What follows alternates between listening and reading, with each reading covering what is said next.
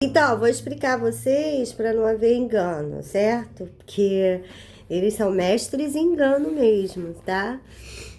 Então, nós somos de trabalhadores, de família trabalhadores, muito comuns aqui no Brasil, esse estilo de trabalho.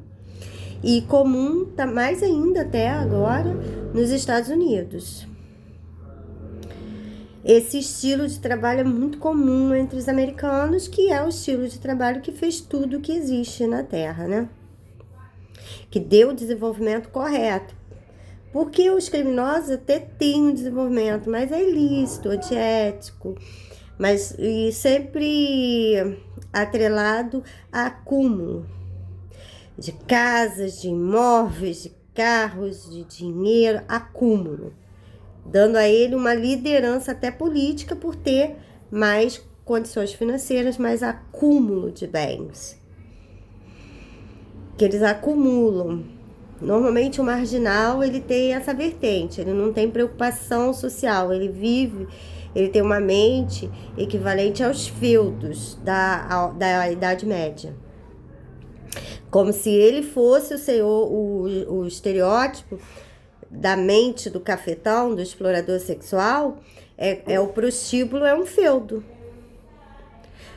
Ou um feudo aonde ele abastece as prostitutas à medida que ele precisa de uma prostituta para alguma investida criminosa.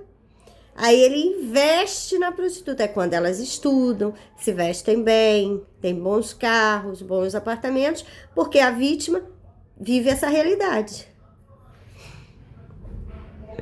Ou se ela não tiver bons carros e muito dinheiro, ele vai dar uma conotação mais agradável para ela. De pessoa inteligente, pessoa que estuda, batalhadeira, menina legal, esforçada, boa filha, casinha de boneca. Ele vai reportar isso tudo para a prostituta dele. Então ela não precisa ter tanto dinheiro, porque às vezes tem homens, normalmente político, pode se afeiçoar uma prostituta pobre, porque ele está acostumado a favorecer pessoas pobres.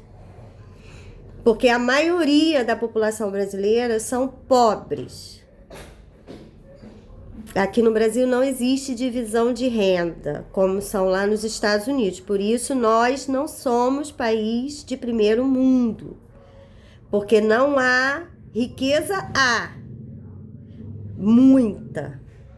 Mas não há divisão de renda. Eu já ouvi falar que as maiores riquezas do mundo estão no Brasil. Porque eles concentram na mão de poucos. Não há, nos Estados Unidos já tem divisão de renda maior, por isso que eles são países desenvolvidos e países de primeiro mundo. Você só pode ser um país desenvolvido de primeiro mundo se o seu povo vive bem. Se seu povo vive mal, você não pode ser considerado um país de primeiro mundo. Isso é civilização. Por isso que eu não tenho problema nenhum com os americanos, com os ingleses, exploraram, foram das riquezas na Europa, né, das colônias e tudo mais, mas foi um processo de desenvolvimento árduo, horrível, porque houve a escravidão, mas a escravidão sempre existiu, né, desde o Egito, o povo de Israel foi escravo, 400 e poucos anos, mas foi uma etapa do desenvolvimento. Horrível, uma história horrível. Mas o explorador sexual, ele pratica o que equivale à escravidão é o nazismo, que é segregador, que é cruel, tão cruel como a escravidão, tão segregador como a escravidão, mas ele tem um aspecto diferenciado, é hegemônico, é ditador, né? Porque a ditadura, a escravidão, uma forma de ditar, né? De você estar ali ditando, não, você vai fazer isso, por quê? Porque eu quero, só. Porque eu sou dono de você. Tem um aspecto ditador. O explorador sexual, ele tem essa mente hegemônica e controladora. Mas ele é controlador no aspecto que se emparelha, né? A escravidão e o nazismo, elas estão emparelhadas. Uma trouxe prosperidade para o Brasil, que foram as grandes exportações de café, cana-de-açúcar, porque as pessoas eram obrigadas a trabalhar mesmo. Por isso que quando você trabalha muito, o que a pessoa diz para você? Que você parece um escravo. Porque você trabalha muito. Já notou? Porque você está na realidade psíquica milenar. Pô, você trabalha, parece um escravo do trabalho. É rico, mas parece que é escravo da empresa. Já viu isso? Tem rico que é escravo também.